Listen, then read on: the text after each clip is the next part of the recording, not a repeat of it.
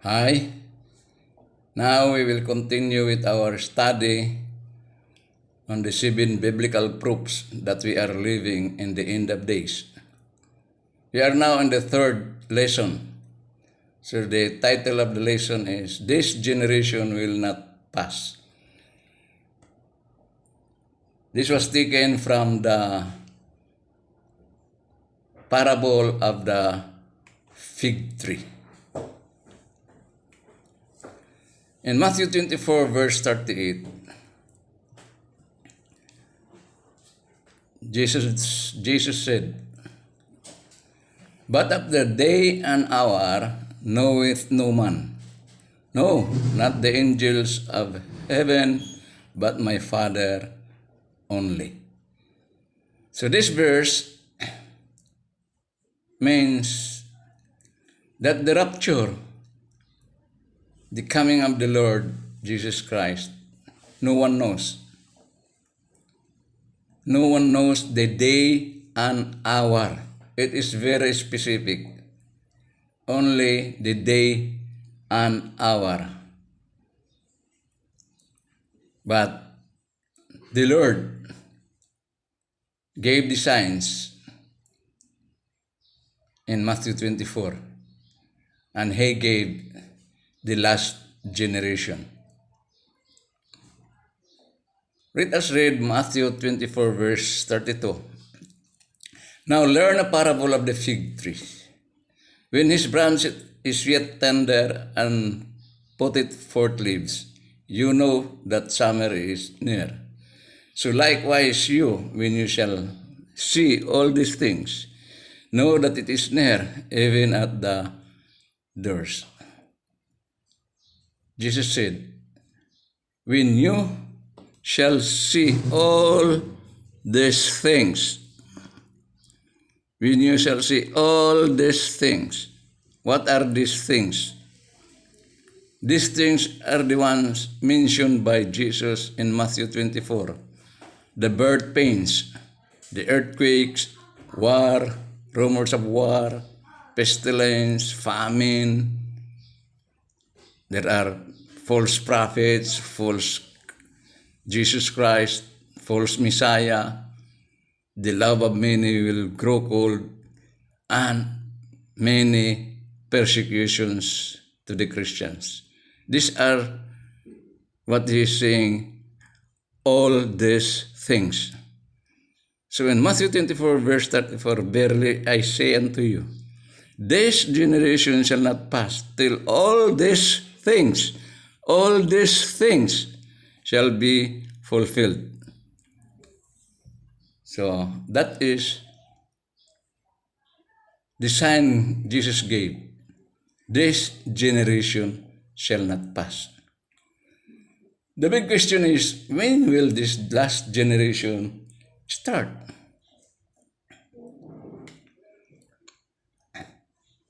The history gave clue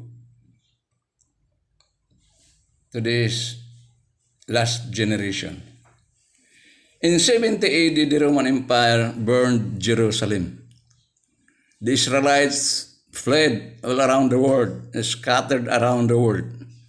They became a people without a home. So during World War II, there are over 6 million Israelites, Jewish, were killed by Hitler. They were in Germany, Russia, Poland, and everywhere. And Hitler killed these people.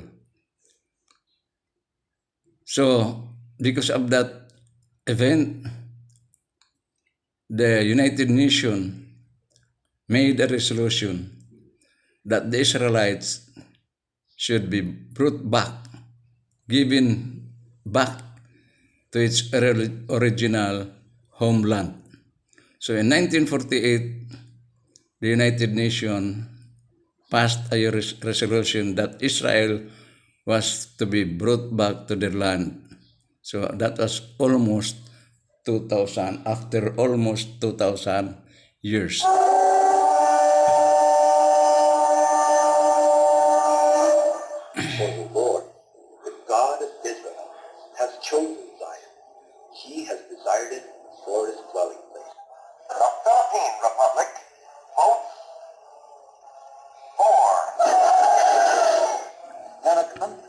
born in a day, or a nation be brought forth in a moment? Yet no sooner is Zion in labor than she gives birth to her children. We declare a Jewish state in the ancient land of Israel.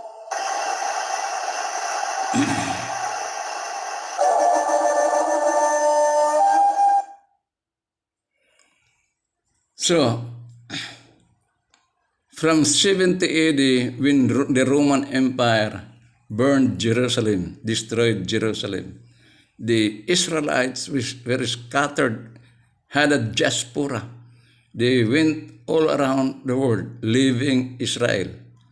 So, and 70 AD, the neighboring tribes occupied the land of Israel, and they called it Palestine. So for almost 2,000 years, that is 1,878 years, the Israelites were back to Jerusalem, to Israel in May 14, 1948. The new state of Israel was born. So, this was the fulfillment of the prophecy in Ezekiel. God said to Ezekiel, do you see these dry bones? Ezekiel said, yes, Lord. And the Lord said, breathe on them and they will live. God is telling that the dry bones are the Israelites. So that prophecy was fulfilled in May 14, 1948, when the Israelites, for almost 2,000 years, were already considered dead. They have no more a homeland. But God said they will be revived. So it was fulfilled in May 14, 1948. The world was amazed. The prophecy in Ezekiel was fulfilled. So, the fig tree is the symbol of Israel. So, Jesus said, now learn a parable of the fig tree. When you see all these things, know that it is near. So Jesus said, this generation shall not pass. When the fig tree is blooming, it will have branches, leaves. This generation shall not pass. In 1948, Israel, the fig tree, was born. It started to bloom, but it cannot fully bloom because the great Jerusalem was still not in their control. Jerusalem was still under the control of Jordan. So, God allowed the 1967 war so that Israel can recapture or reoccupy Jerusalem. Against all odds, the small Israel army faced the armies of Egypt, Jordan, Syria, and Lebanon, and won.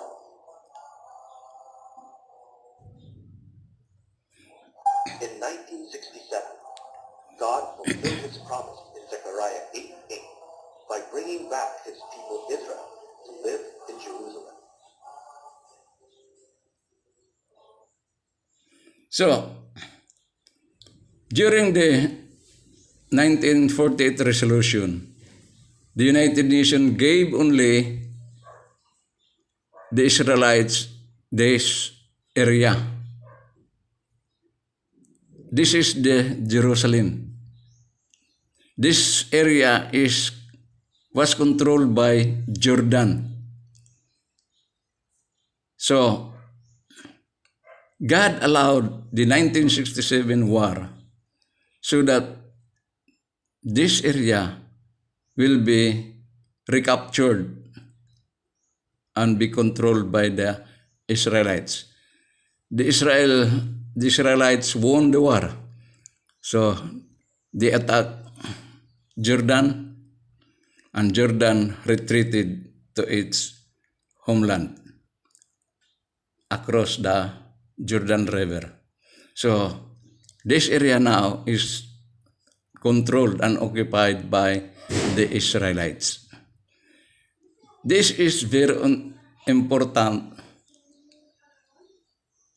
for our study in end times. The 1967 occupation of Jerusalem is very important in our study. Okay? So now the fig tree is now in full bloom. The branches sprouted and put forth leaves. During the 1967 war, Golan Heights, Gaza, and Jerusalem were added. It was only in 1967 that Israel became complete. 1948 and 1967 are two significant dates of end times. We must remember that Jesus said, "This generation shall not pass, and all these things will be fulfilled." So, according to Psalm 90 verse 10, 70 years is all we have. So our lifetime, the lifetime of man is 70 years, is all we have. 80 years if we are strong. So if you are age 84 or 90, that is a bonus. But the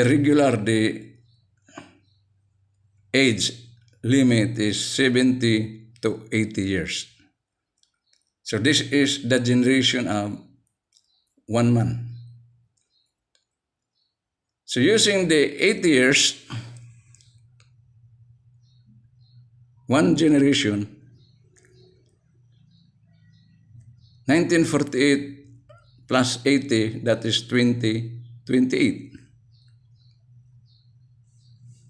So if we will use the 70, 1948 plus 70, that is 2018. If we will use the 50 Jubilee, that is the generation used in Moses' time. 1948 plus 50, that is 1998. So in our study previously, in lesson number 2, Jesus was crucified in 28 AD, and we were only given 2,000 years to be alive spiritually. So 28 AD plus 2,000, that is 28. So is this a coincidence?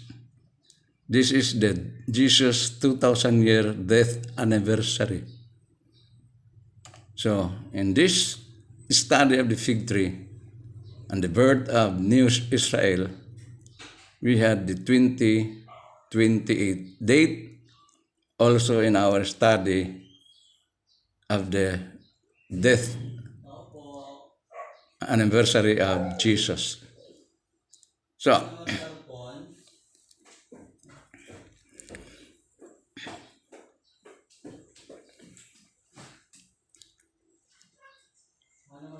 if we will use the 1967 plus 80, that will be 2047.